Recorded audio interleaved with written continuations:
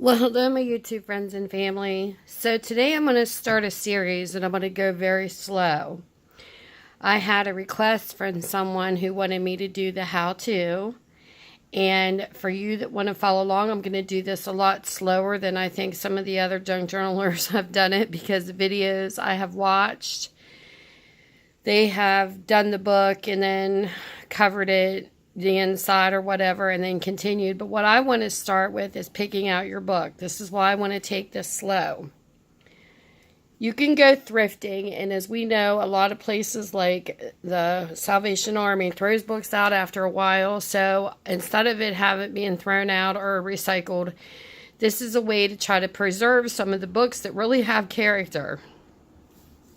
So this book I found when I was thrifting the other day, and to me it's the flowers that caught my eye, because I love yellow roses and yellow flowers, period. Wildflowers, it doesn't matter, but I thought this was beautiful. The words doesn't really matter because this stuff you can cover, but I do want to keep this part to stand out. Sometimes you can pick a plain book and decide to cover it. It's all up what you decide that you want to do. But for starting out for me as a junk journaler, and I'm new to this, guys, I am so not an expert compared to a lot of people, so you're going to learn this with me. And I'm probably going to make mistakes. But this here, when you look at the back of the books that you get, this here is separated from the inside of the book. This is the main important thing you want to look for, how this is separated. And you can see down through, it's almost dry rotted. Some books are glued to the back, and those ones are not the best for junk journaling. Those, I would say, you could turn into altered books. And if you guys are interested in seeing every which way that I have done, because I have done the signatures, I have done the ring binder, separate ring, and a ring binder itself in a real binder, and I have done an altered book. So I can actually do examples of whatever you want to. But for right now, I'm going to do a signatured one, because this is what this one's going to require for me. This is what I want to do this one as. So, and you can get overwhelmed sometimes. That's why I kind of was looking forward to doing this series, because sometimes I think when you teach people, you also learn while you're teaching. So you guys are probably going to teach me something too.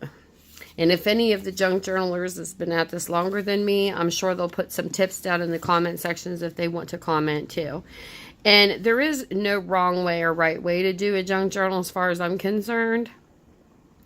The only main thing is if you want to sell them, you got to pay attention to copyrights and those type of details. But just for yourself, it doesn't matter what you use. And this one I'm going to turn into, I don't know what I'm going to do with this yet. I don't know if I'm going to keep this, sell it. I might keep it because I love this, but you never know. You can change your mind. Another thing is, I love the inside of this cover. So when you go to look for books, you can go to the Dollar Tree, go anywhere you want, but I prefer to get mine thrifting. I prefer not to have a new book. I kind of like the older books, but that's just my preference. And I will flip the jackets off if they have a jacket on them, just to see what's underneath, because sometimes you can be really royally surprised at what's underneath of a junk journal. Like, say for instance, this is one I'm still working on, and I will show you why. When I took the jacket off of this particular book, this is what I come to find underneath was the shell that was already inlaid into the cover. So that's how I based this particular, and this is what I mean by rings versus a ring binder, because, you know, the binders got the rings in them, where this here you can do the rings yourself. But I fell in love with this inlay, and it really set off to start a different type of journal for me. So that's why I picked this one. But anyway, we're going to work with this one right now, because it is deceiving. Books sometimes can be judged by their covers if you actually see the covers that are hidden. So anyways, back to this one. So you flip through here and you kind of look at where the book stands.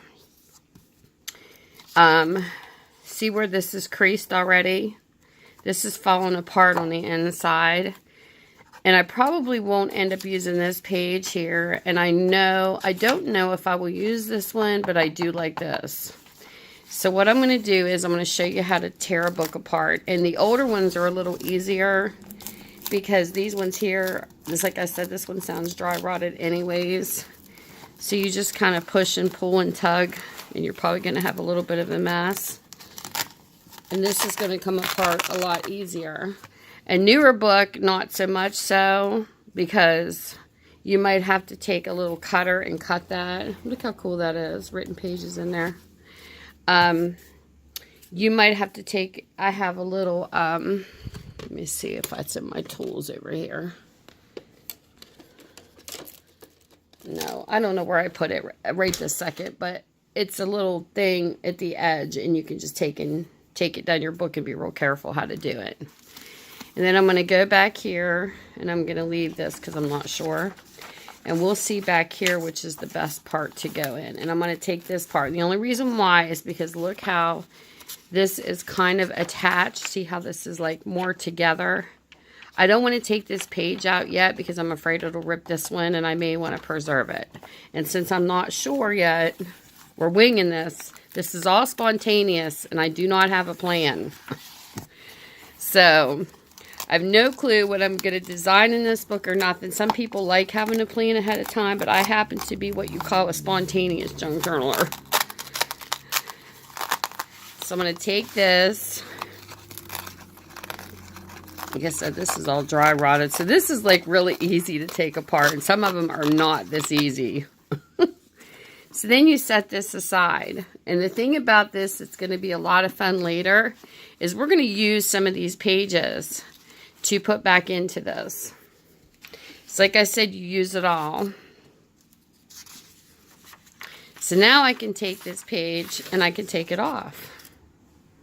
And I can take this page and I can take it off.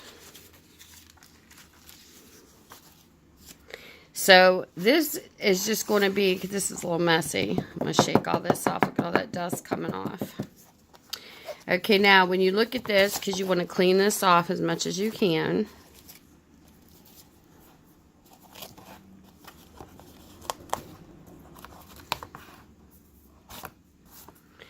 And see how flimsy this is right here? We're going to reinforce this. So in order to reinforce this, one of the best things to do is...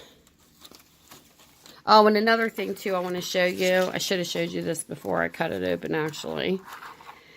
I'm going to give you a roundabout estimate of the size of book I look for. The size of the book that I particularly like to journal with. You know, some like long and thin and this and that and the other. But I tend to like the condensed Reader's Digest. You have skinny ones and you have thick ones. But like this one here, when you look at the measurement, I'm not going to give the exact measurement. I guess I should have did this before. But this book is approximately 7.5, which usually sometimes they're 6 by 9 and like, I don't know, almost 5.5. So mine are usually sometimes like, I would say like 8 by 6s or anything like around that range. I think one I even had was like 8.5 by 7. But you want to, I like staying within that range because that's just the size I prefer. So just so you know. Okay, now this here is what we're going to work on. And what I do with this gives you a chance that if you want to journal with me, you can go out shopping. And you can buy your own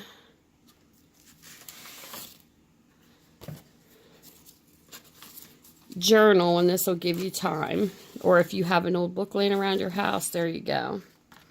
Okay, so this here is part of, I don't know, I think it was an ice cream sandwich box. So what I do is I just kind of look here. Let me cut this a little straighter.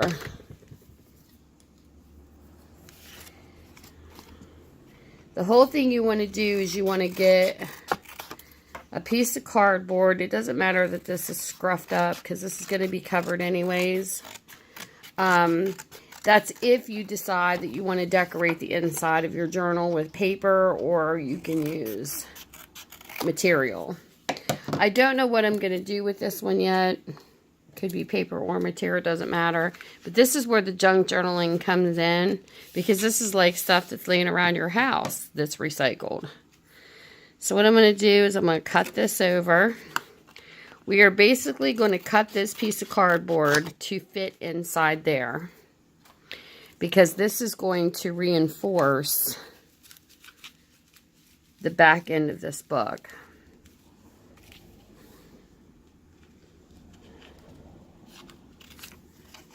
Cut this up. And just so you guys know, I usually don't like to measure anything. I'm a person that likes to wing it. But if you are a left-hander, this will help you because I'm a lefty. So any left-handed crafters out there will probably enjoy this.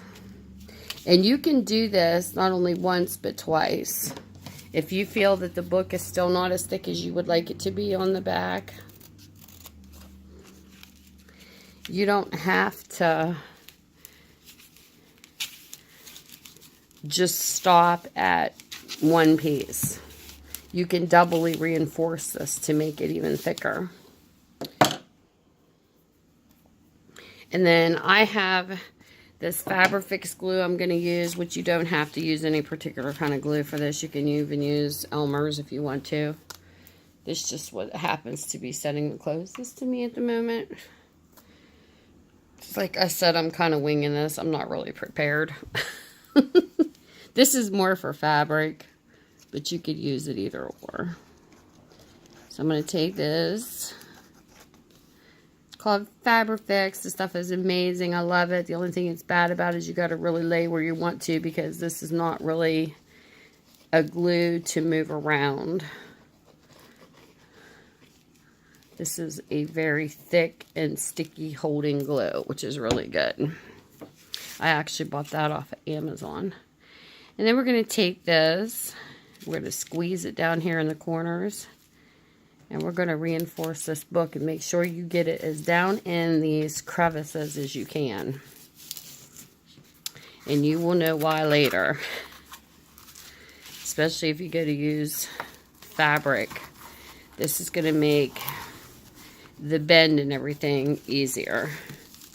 You want to make sure that your book bends.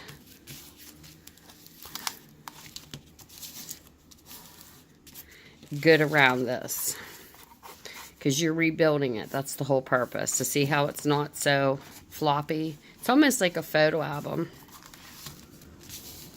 But being that I want mine a little thicker, and you don't have to do this, but I'm going to do it to mine. And cut off the excess that's ripped. This actually is funny because I think this was off of a credit card that came in.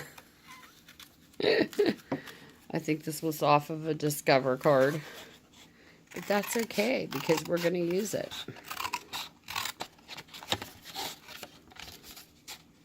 Sometimes I measure. It's not that I'm afraid of a ruler or anything. It's just, I don't know. Sometimes I even cook the same way. I'm like a pinch of this, a dash of that. So I don't always measure. Now this one I think I'm going to take all the way up to like right under where the book starts, just to have that little bit of a leeway right there.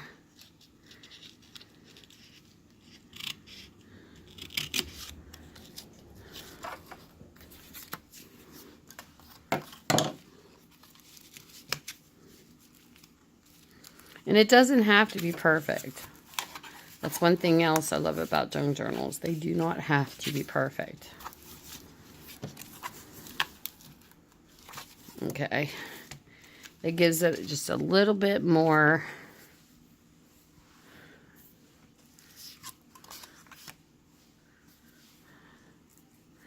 strength. And we're going to take this down. But I want to do this in slow steps. So if people out there really want to learn how to do this, you can learn with me. Because I think it's fun. And sometimes I think you learn just as much teaching it as you do doing it. Somebody once told me a long time ago, if you want to learn how to do something really well, teach it.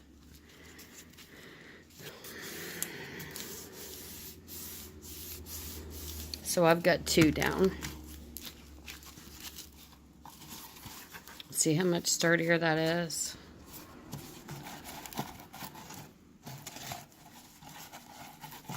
I like it.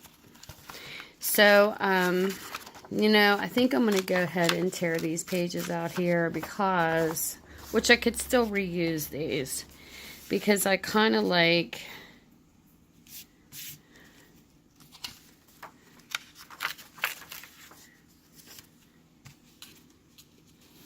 we'll tear these out. That was kind of like ripped on the bottom.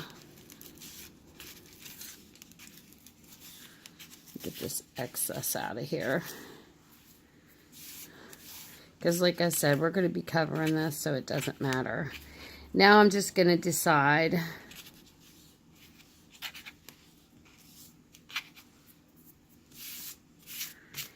if I want to cover all of it or just the center. I don't know. I'll have to think about that and get back to you.